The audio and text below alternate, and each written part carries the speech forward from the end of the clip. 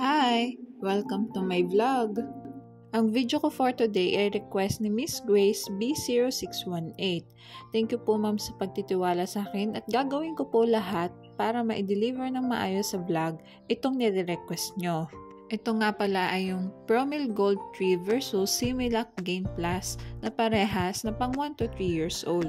Magbabase nga pala tayo sa nutrition facts at ang measurement na gagamitin natin ay yung per 100 grams of powder.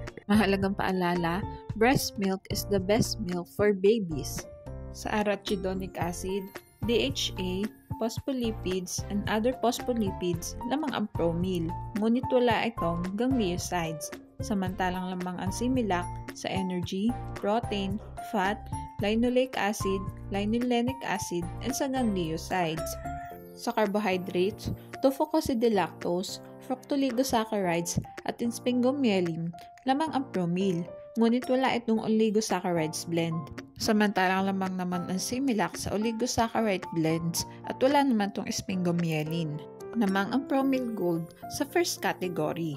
Sa carotenes and vitamin D, lamang ang Promil, samantalang lamang naman ang Similac sa vitamin A, vitamin E, vitamin K, vitamin B1, vitamin B2, vitamin B6, and vitamin B12. Sa niacin, lamang ang Promil, pero lamang naman ang Similac sa folic acid, pantothenic acid, biotin, and vitamin C. Lamang ang Similac sa vitamins. Mag-proceed naman tayo sa minerals. Sa iron at manganese, lamang ang Promil.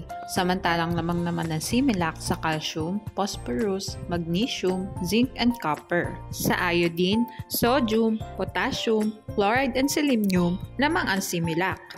Lamang ang Similac sa minerals. Sa other nutrients naman tayo. Sa lutein at choline, lamang ang Promil.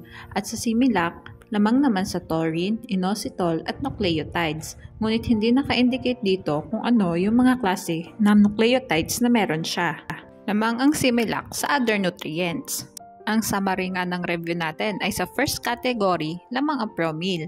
Sa vitamins, minerals, and others, lamang naman ang Similac. Ngunit lagi nating tatandaan, pumili ng gatas na hiyang sa bata.